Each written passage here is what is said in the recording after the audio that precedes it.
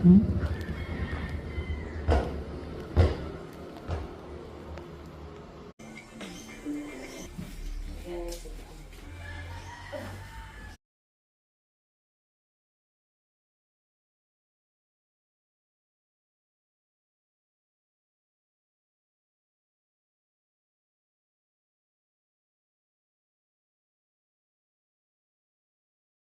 This place need really to be clean because for many for many months we did not usually use this place, so we need to clean this and so that we can accommodate one guest for this area. Actually, this is an area wherein we are accommodating a guest, but we make it as so we clear na the area.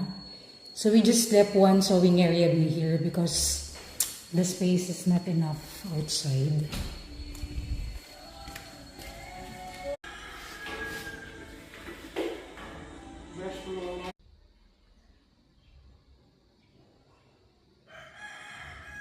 So almost clean.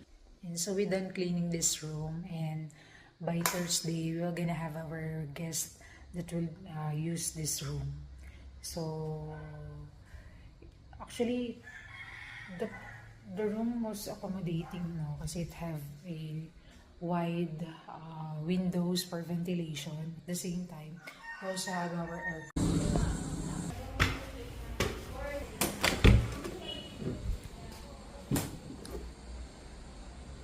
So I think they need to clean some stuffs here for Thursday, so need to repair. So I divided the task for three groups.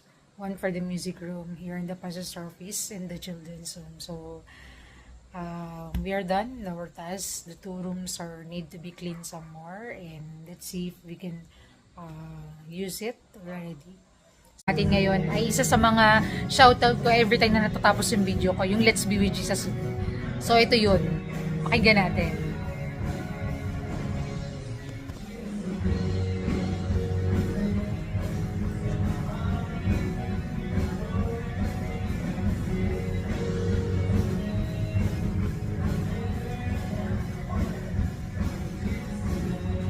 Yan, so yun yung isa sa mga composed song of our In the Zion worship team that they will gonna sing tomorrow in our worship service.